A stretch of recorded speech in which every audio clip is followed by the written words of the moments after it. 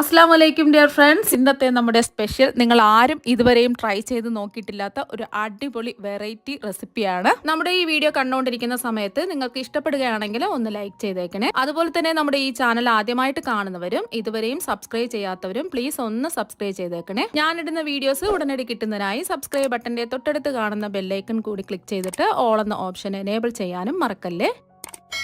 അപ്പോൾ ആദ്യം തന്നെ നെയ്ച്ചോറ് തയ്യാറാക്കാൻ വേണ്ടിയിട്ട് 250 ml കപ്പിന് 3 കപ്പ് കൈമാ റൈസ് ആണ് എടുത്തിട്ടുള്ളത്. ഞാനിപ്പോൾ അളവ് കപ്പിനാണ് 3 കപ്പ് അരി എടുത്തിട്ടുള്ളത്. ഇതുപോലത്തെ അളവ് കപ്പ് ഇല്ലാന്നുണ്ടെങ്കിൽ ചായയും വെള്ളമൊക്കെ കുടിക്കുന്ന ഏതെങ്കിലും ഒരു ഗ്ലാസ് എടുക്കുക. ആ ഗ്ലാസിന്റെ അളവിൽ അരിയും വെള്ളമൊക്കെ അളന്നിട്ട് എടുക്കുക.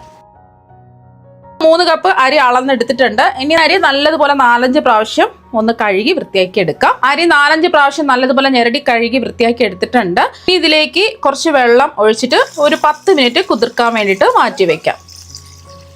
ഒരു 10 മിനിറ്റ് കുതിർക്കാൻ വേണ്ടിയിട്ട് നമുക്ക് മാറ്റി വെക്കാം. അപ്പോൾ നമ്മൾ അരി കുതിർക്കാൻ വെച്ചിട്ട് ഒരു 10 മിനിറ്റ് ആയിട്ടുണ്ട്. ഇനി ഈ വെള്ളം മാറ്റിയിട്ട് ഒരു അരിപ്പയിലേക്ക് ഇട്ട് വെക്കാം. ഇതിന്റെ വെള്ളം മുഴുവനും മാറിക്കിട്ടാൻ വേണ്ടിയിട്ട്. അരിയിലുള്ള വെള്ളം പൂർണ്ണമായിട്ട് മാറിക്കിട്ടണം. ഇതിവിടെ ഇരിക്കട്ടെ. ഈ ഒരു സമയം കൊണ്ട് ബാക്കി കാര്യങ്ങളൊക്കെ റെഡിയാക്കി എടുക്കാം. ഇനി ഒരു കടായി ഇതാ ചൂടാക്കാൻ വെച്ചിട്ടുണ്ട്. ഇതിലേക്ക് ഒരു 3 ടേബിൾ സ്പൂൺ വെളിച്ചെണ്ണ ഒഴിച്ചു കൊടുക്കാം. ഇതിൻ്റെ കൂടെ തന്നെ ഞാൻ 2 ടേബിൾ സ്പൂൺ നെയ്യും കൂടെ ചേർത്ത് കൊടുക്കുന്നുണ്ട്. അപ്പം നെയ്യും എണ്ണയും ഒന്ന് ചൂടാവണം. അപ്പം നെയ്യും എണ്ണയും ചൂടായി വന്നിട്ടുണ്ട്. ഇതിലേക്ക് ഒരു 2 ടേബിൾ സ്പൂൺ കശുവണ്ടി പരിപ്പ്, അതിൻ്റെ നിറം ചെറുതായിട്ടൊന്ന് മാറുന്നവരെ ഒന്ന് റോസ്റ്റ് ചെയ്യാം. കശുവണ്ടി പരിപ്പിന്റെ നിറമൊക്കെ ഇതുപോലെ മാറി വരുന്ന സമയത്ത്, ചെറുതായിട്ടൊന്ന് നിറം മാറി വരുന്ന സമയത്ത് 2 ടേബിൾ സ്പൂൺ ഉണക്കമുന്തിരിയും കൂടെ ചേർത്തിട്ട് ഒന്ന് ഇളക്കി കൊടുക്കുക. ഉണക്കമുന്തിരിയൊക്കെ ഒന്ന് വീർത്ത് വരണം. ഒരു മീഡിയം ഫ്ലെയിമിൽ ഇട്ടിട്ട് വേണം ഇതൊന്ന് റോസ്റ്റ് ചെയ്തെടുക്കാൻ. അപ്പോൾ കശുവണ്ടി പരിപ്പെല്ലാം ഒരു ഗോൾഡൻ നിറം ആയിട്ട് ഇതാ വന്നിട്ടുണ്ട്. അതുപോലെ തന്നെ ഉണക്കമുന്തിരിയൊക്കെ വീർത്ത് വന്നിട്ടുണ്ട്. അപ്പോൾ ഈ ഒരു സമയം ഇതിൽ നിന്ന് കോരി മാറ്റാം. അപ്പോൾ കശുവണ്ടി പരിപ്പ് ഉണക്കമുന്തിരിയും കോരി മാറ്റിയതിന് ശേഷം ബാക്കി വന്ന നെയ്യിലേക്ക് നമ്മൾ ഒരു വലിയ സവാള നേരിയതായിട്ട് അരിഞ്ഞെടുത്തതാണ്. കനം കുറച്ച് അരിഞ്ഞെടുത്തത് ഒന്ന് മൂപ്പിച്ചെടുക്കുക. മീഡിയം ഫ്ലെയിം വെച്ച് കൊടുക്കുക.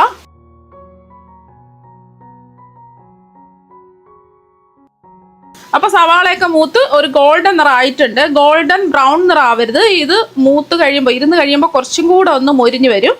മൊരിഞ്ഞ് കുറച്ച് നിറമൊക്കെ മാറും. അപ്പോൾ ഈ ഒരു സമയം നമുക്കിത് എണ്ണയിൽ നിന്ന് എടുത്ത് മാറ്റാം.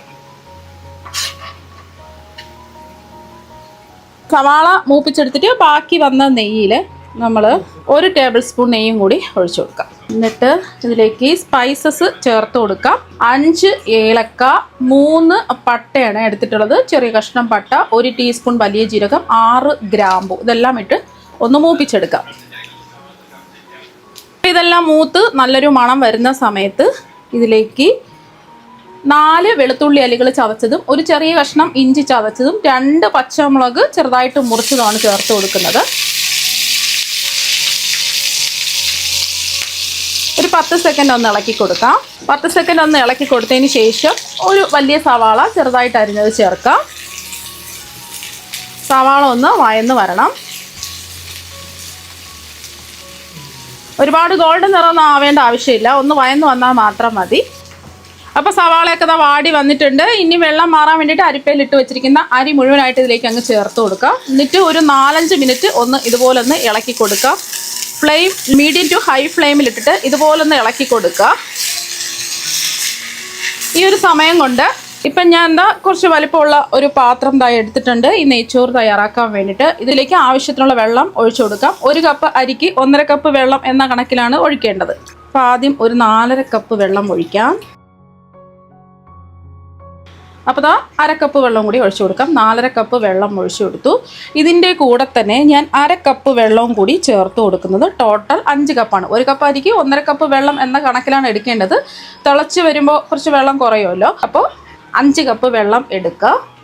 ഇനി ഇതിലേക്ക് ആവശ്യത്തിനുള്ള ഉപ്പ് ചേർത്ത് കൊടുക്കാം. ഉപ്പ് കുറച്ച് വെള്ളത്തിൽ കൂടി നിൽക്കണം. എന്നാൽ മാത്രമേ നമ്മൾ നെയ്ച്ചോറ് ഉണ്ടാക്കുന്ന സമയത്ത് കറക്റ്റ് പാകത്തിനുള്ള ഉപ്പുണ്ടാവുള്ളൂ. പിന്നെ ഇതിലേക്ക് 1 ടീസ്പൂൺ നാരങ്ങ നീരും കൂടി ചേർത്ത് കൊടുത്തിട്ട് ഈ വെള്ളം മൂടി വെച്ച് ഒന്ന് തിളപ്പിച്ചെടുക്കാം. അപ്പോൾ ഒരു 4 മിനിറ്റ് മീഡിയം ടു ഹൈ ഫ്ലെയിമിൽ വെച്ചിട്ട് അരി വറുത്തെടുത്തിട്ടുണ്ട്. നമ്മൾ വെള്ളം തിളപ്പിക്കാൻ വെക്കുന്ന സമയത്ത് വറുത്ത് കൊടുക്കാതിരിക്കരുത്. കൈവിടാതെ ഇതുപോലെ വറുത്ത് കൊടുക്കുക. അപ്പോൾ അതാ കറക്റ്റായിട്ട് വറുത്ത് എടുത്തിട്ടുണ്ട്. ഒരു 4 മിനിറ്റൊക്കെ മതിയാവും. ഇനി ഈ ഒരു സമയം നമ്മൾ തിളച്ചുകൊണ്ടിരിക്കുന്ന വെള്ളം ഇതിൽ ഒഴിച്ചു കൊടുക്കുകയോ അല്ലാന്നുണ്ടെങ്കിൽ ആ വെള്ളം തിളച്ചുകൊണ്ടിരിക്കുന്ന വെള്ളത്തിൽ ഈ അരി ഇട്ട് കൊടുക്കുകയോ ചെയ്യുക. ഞാനിപ്പോൾ അരി തിളച്ചുകൊണ്ടിരിക്കുന്ന വെള്ളത്തിൽ ഇട്ട് കൊടുക്കുകയാണ് ചെയ്യുന്നത്. ഇത് വെള്ളം നന്നായിട്ട് തിളച്ചിട്ടുണ്ട്. ഇതിലേക്ക് ഒരു 1/2 ടീസ്പൂൺ പഞ്ചസാര കൂടി ഇട്ട് കൊടുക്കാം. പ്രത്യേക ഒരു ടേസ്റ്റ് കിട്ടുന്നതിന് വേണ്ടിയിട്ടാണ്. ഇനി തിളച്ചുകൊണ്ടിരിക്കുന്ന വെള്ളത്തിലേക്ക് നമ്മൾ വറുത്തെടുത്ത അരി ഇട്ട് കൊടുക്കാം.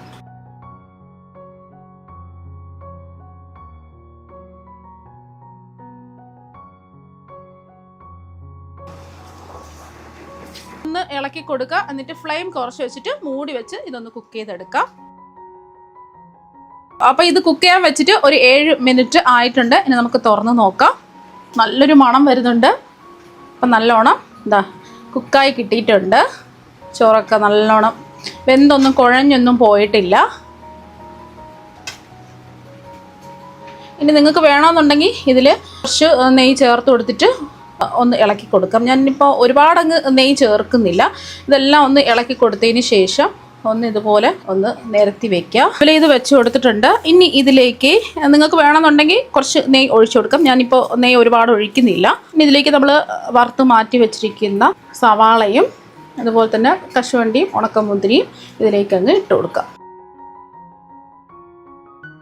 ഇപ്പം ഞാൻ ഫ്ലെയിം ഓഫാക്കി കൊടുത്തിട്ടുണ്ട്.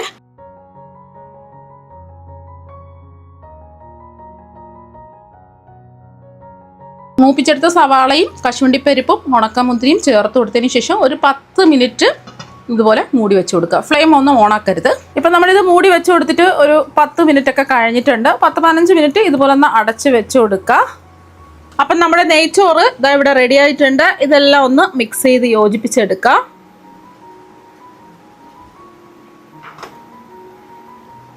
അപ്പോൾ കറക്റ്റായിട്ട് ഇതാ പരസ്പരം ചോറൊന്നും ഒട്ടിപ്പിടിക്കാതെ അടിപൊളിയായിട്ട് ഇതാ കിട്ടിയിട്ടുണ്ട്. എല്ലാം ജസ്റ്റ് ഒന്ന് ഇളക്കി കൊടുക്കുക. ഇനി ഇത് ഒരു പാത്രത്തിലേക്ക് മാറ്റാം. അപ്പോൾ ഇതാ ഒരു പ്ലേറ്റിലേക്ക് മാറ്റിയിട്ടുണ്ട്. കാണാൻ ഒരു ഭംഗിക്ക് വേണ്ടിയിട്ട് കുറച്ച് മല്ലിയില അവിടെ ഇവിടെയായിട്ട് ചെറുതായിട്ട് അരിഞ്ഞെടുത്തത് ചേർത്ത് കൊടുക്കുക.